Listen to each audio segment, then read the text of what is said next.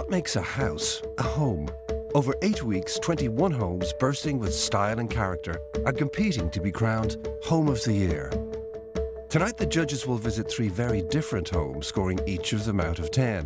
The home with the highest score will go through to the final at the end of the series. Looking for functionality, individuality and clever design are design legend Hugh Wallace.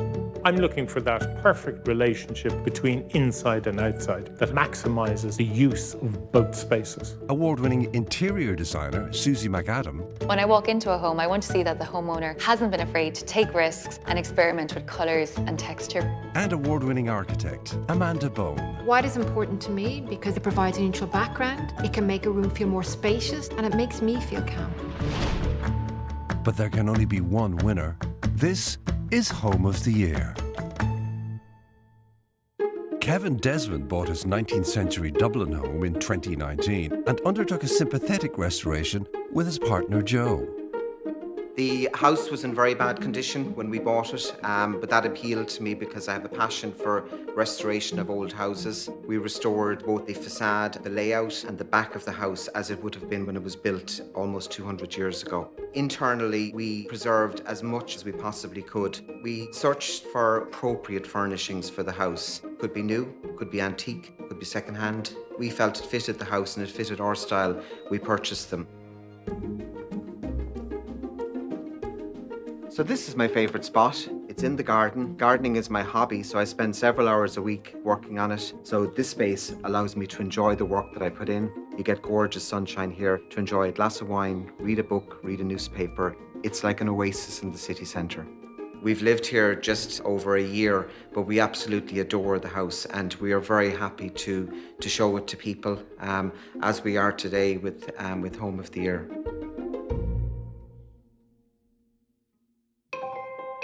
The judges must now assess the home armed with only the basic facts about the property and its owner.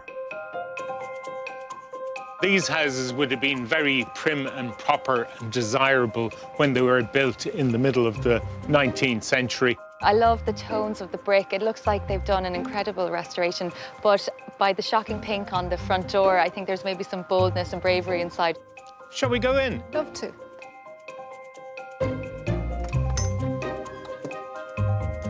This hall is something else.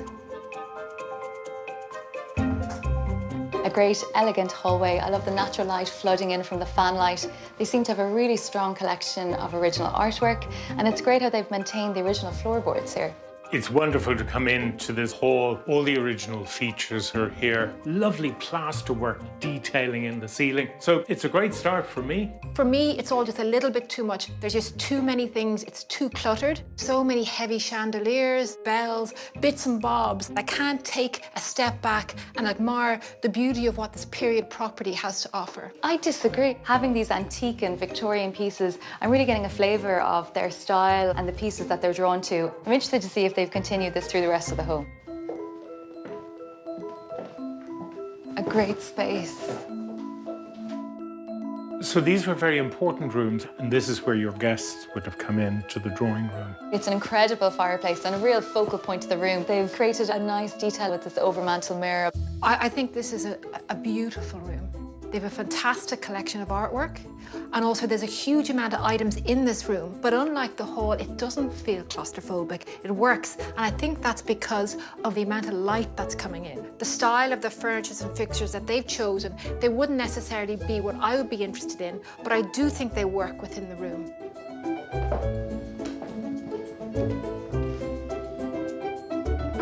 The main bedroom. I think this is a treat of a room. It would have originally been the dining room, but I think it's great that it's their bedroom. I think they've created a very glamorous and tasteful bedroom. It's great how they've used the recesses to accommodate the wardrobes, and they have some really nice antique furniture, particularly this gorgeous bowed chest and the very delicate side chairs either side of the fireplace. I actually feel like I'm in a hotel room in Paris. On paper, all the fabrics, the furniture, the bits and pieces would be the complete opposite of what I would find relaxing. In fact, I think I'd run out screaming. But for some reason, in reality, the whole thing works, and it's an absolutely beautiful bedroom.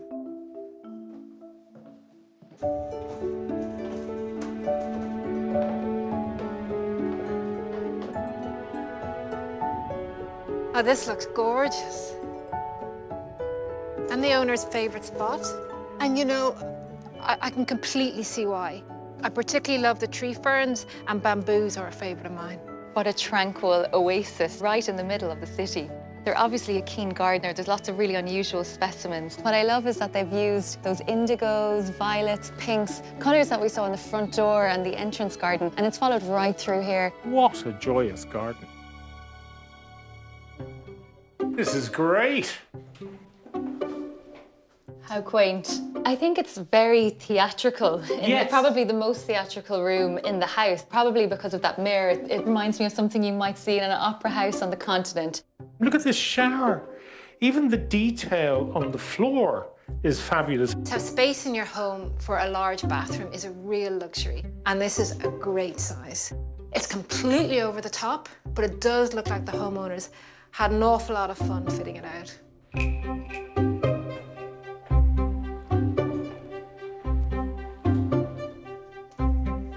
I absolutely adore this kitchen. I mean, I think it's serious kitchen goals. The aga sitting in the original hearth. They've gone for a really strong raspberry red on the joinery, and I love the Belfast sink. When I was upstairs, you just get a real sense of the owner's respect for this house. I would hate to have actually walked down here and seen anything but this. I just love the kitchen. I love the style of the kitchen. The units, I think they're so in keeping with this home. Hats off to them. I think they've done an extraordinary job. This kitchen clearly reflects the homeowner's interests and what they like. Do I like it? To be honest, no. With houses like this, you either put the kitchen on the entrance level where you get the great light. The other option is to place the kitchen at the garden level where you have the lowered ceilings, the darker spaces, but you get that direct connection with the garden. This kitchen, it does neither. I think for me, there is a good connection between the front garden in this location, but I appreciate about the darkness. It is quite a dark space.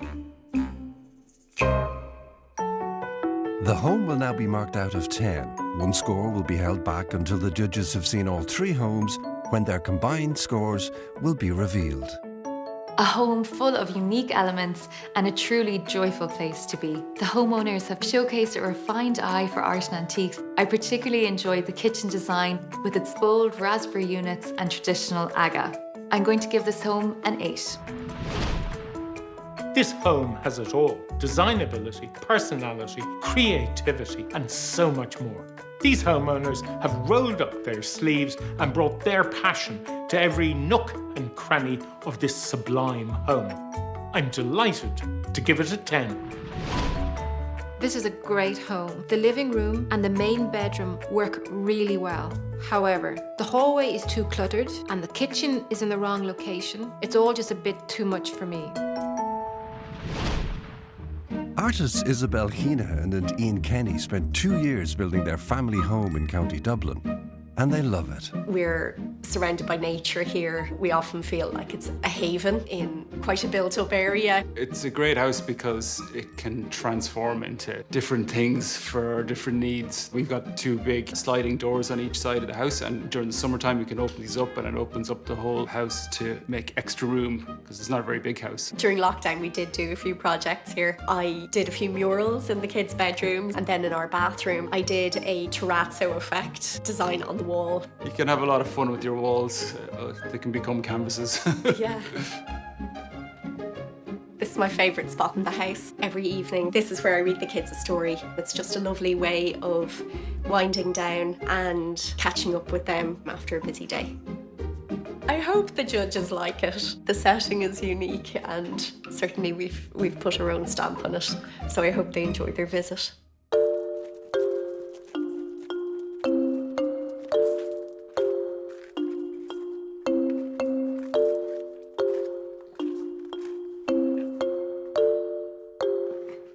An idyllic courtyard garden. I love how they use the sail. It's maybe referencing the nautical location, and also the use of granite gives a real weightiness, I think, to the entrance. It doesn't feel like it was recently built, particularly the way it's nestled into the site, but also the way it looks. It feels like it could be something from the 60s, the 70s, or even the 80s. Yeah, I think it's lovely. It's tucked away. Such a simple building that's functional, sitting in the garden.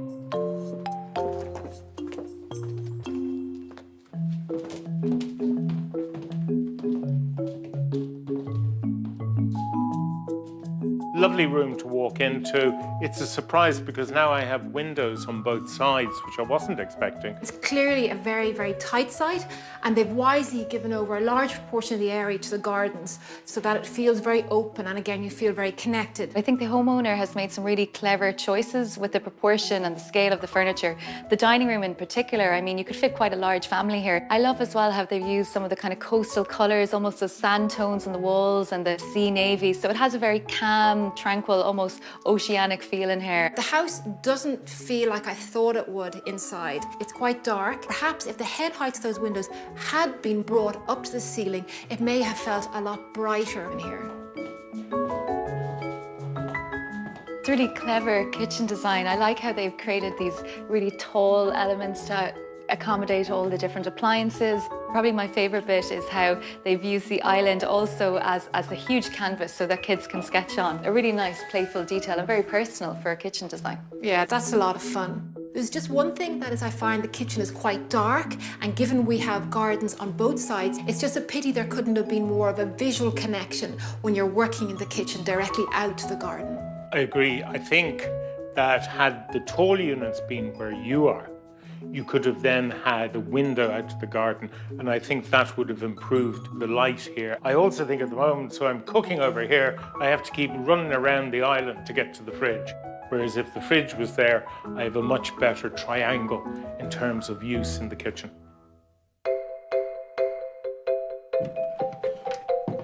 Oh, it's a very dreamy, ethereal girls' room. I see they have individual artwork and also this lovely tree detail on the walls.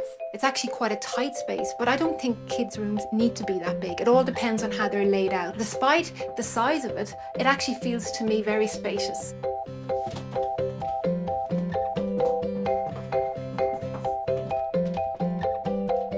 Yummy, and their favourite spot, which I just love because there's a real sense of family here. It isn't a big home, but there is a creativity. The kids' rooms are my favourite rooms in this house. I'd love to stay here. There's all sorts of things to play with, so it seems very personalised. One detail I love is how they've hand knitted in this mustard yellow wool. It's given a really nice sense of colour and pop to this room, and it's a very personal touch, I think.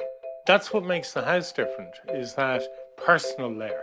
In this room, there's a lovely connection out to the garden and their play area and their teepee and the apples. I'd love to have seen the window drop down so there was a relationship between this room and outside.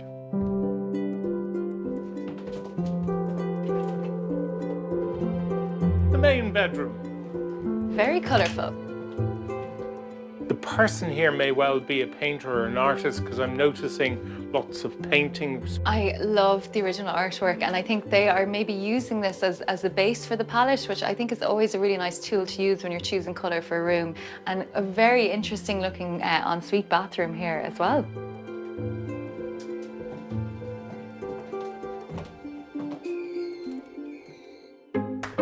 Now this is clever. They managed to create two distinct zones, one for the kids, which is almost hidden away, and one for the adults. I think it feels almost like an outdoor room that they've extended what is the living area to this space. It has quite a bohemian feel. I could be in maybe a festival or something with the festoon lighting and the hanging seat. I just think this area is fabulous. A playroom, the teepee, and this is the kids' bedroom. And it would have been great had there been a physical connection between the bedroom and this area. But this space is extraordinary because I really could be in the middle of France. But in fact, you're in suburbia in Dublin. The homeowner's creativity and personality puts a smile on your face. However, for me, there were some issues. For example, the kitchen layout and the connection between the kids' bedroom and their outdoor play area. It's a 7 from me. This home is cleverly laid out, making the most of its size and restricted site. The open plan area feels very spacious. However, I do think the walls to the courtyards should have been fully glazed. I'm going to give this home a 7. Despite its compact size, the homeowners have created a space that allows the family to gather and play. I love the bohemian nature of the courtyards, how they felt like outdoor rooms, and also how they chose artwork as the basis for selecting bold and confident tones throughout. Mark O'Neill lives in a contemporary 2-bedroom apartment in Dublin. It's not your standard box size apartment. It's got like some different features to it, like some different angles in its walls. It's a lot of big windows. There's a lot of light coming into it at any time of the day. When I moved in, I repainted floors, the kitchen cabinets, bathroom tiles. I would have put a lot of blood, sweat and tears trying to bring it up to a nicer spec. And I'm quite a frantic person, so I kind of think that I need somewhere to come home to that is calm. There's no kind of very strong patterns, no very strong colors. It's all quite peaceful. It's quite calming place to be, I think. So this is my favorite spot, the balcony. It's a really nice place to be. I'm quite lucky. We have a lot of trees around us. There's also a river there. So it's a very nice place to just sit down and chill out. I hope that the judges will think that it's still quite a comfortable home. Maybe some of them won't think there's enough color in it, but I hope that they'll appreciate the overall aesthetic of the place.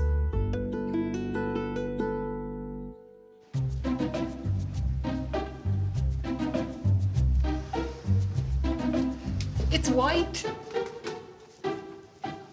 Very white, but a great contrast with the doors, which are painted a matte anthracite grey. The homeowner has cleverly made use of what was potentially an awkward space into a very chic working from home area. Very minimalist and great artwork. It's a wonderful start.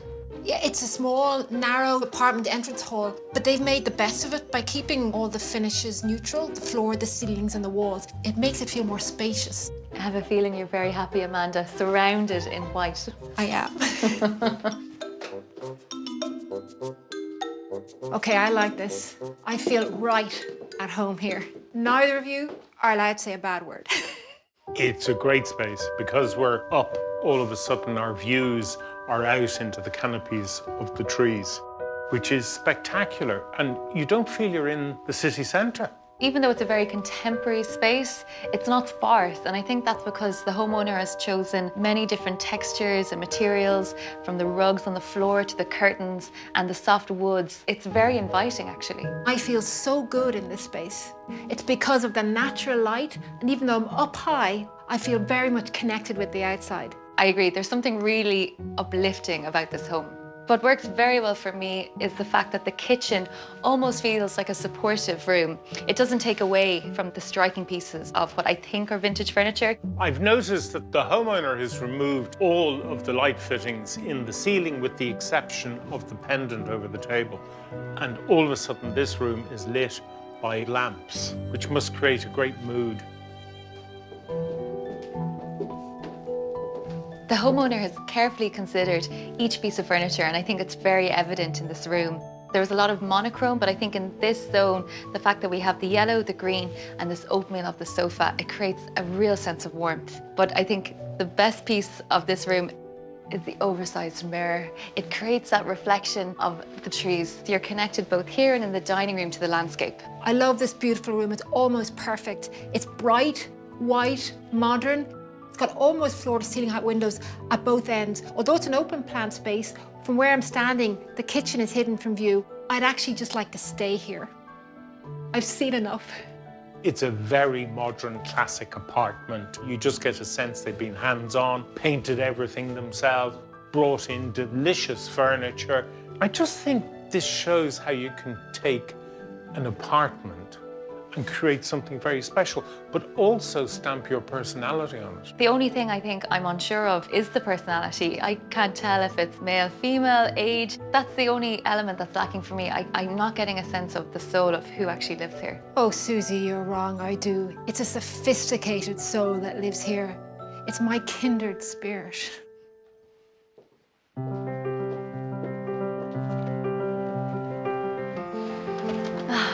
Look what I found. Isn't this such a treat? I mean, we're in this urban environment and yet there's the sound of the water, the view of the treetops. What a lucky homeowner to have this. I'm sure they spent so many evenings here.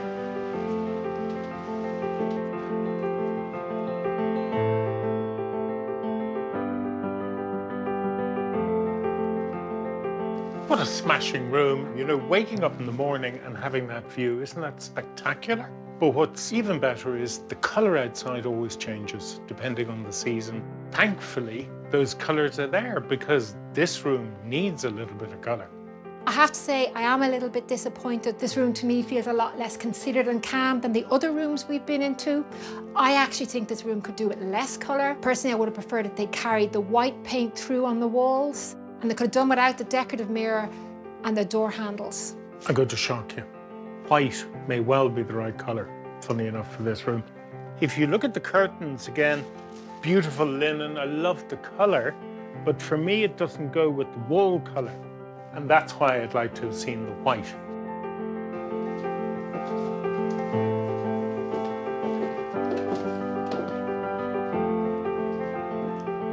It must be like I'm in a Scandinavian spa in this bathroom. They've added these very minimalist storage units that are practical, but also add a nice detail to the bathroom. But the only mirror actually in the room has a big diagonal divide in it, which would actually annoy me. I don't know how you brush your teeth or fix your hair in the morning. You can really get the sense that the homeowner has been hands-on here. They've painted the floor tiles and the wall tiles. They transformed this apartment into something very crisp, modern and contemporary. This home is a great example of how to make the most of a small apartment. The homeowner has taken full advantage of the great big windows and views. When I walked in, I immediately felt good, and I'd love to live here. I'm giving this home a 9. The homeowner has created a stylish and chic apartment packed full of their collection of contemporary furniture. The living and dining room demonstrates their awareness of subdued lighting and colour palettes. Although some of the rooms lack the same care and attention to detail, I'm giving this home an 8. Modern furniture, good ambient lighting, and an eye for design detail have created a calm and contemporary home. For once in my life, I would like to have seen more white used in some of the rooms, as it would have added to the consistency of the design style. Now that the judges have visited all 3 homes, it's time to see how they measure up against each other. First, Amanda reveals her score for the restored period home in Dublin. When I walked into the hall, it was just so cluttered. There were so many things. However, as we moved through the house, the front living room felt very sophisticated. But it was the bedroom, really, that blew my mind. It is everything that I really don't like. It was just overfull, overstuffed, over everything. But it actually brought me back to living in Paris in my 20s. I gave this house an 8. I think that's fair, Amanda. 2 8s and a 10, 26. Next, Susie tells us her score for the Courtyard home in Dublin. Despite its very small size, I feel the homeowner was very creative and you really got a sense of their artistic feel. It just felt like a very happy family home. I also love the 2 terraces on both sides, so I gave it an 8. 2 7s and an 8, 22. I think that's low. I think they created something special. And finally, Hugh gives us his score for the modern apartment in Dublin. This homeowner had done very minor works to the apartment, but it transformed it. It was all painted white, and if you like, you saw the form and the shape of the architecture. This was a really good, well-finished apartment. I give this home an 8. Too low. I'm devastated. 2 8s and a 9 is 25. And we have our winner. What a terrific home to be going through to the final. I think this will be a difficult one to beat. The period home in Dublin is through to the final. Next week, the search continues for Home of the Year.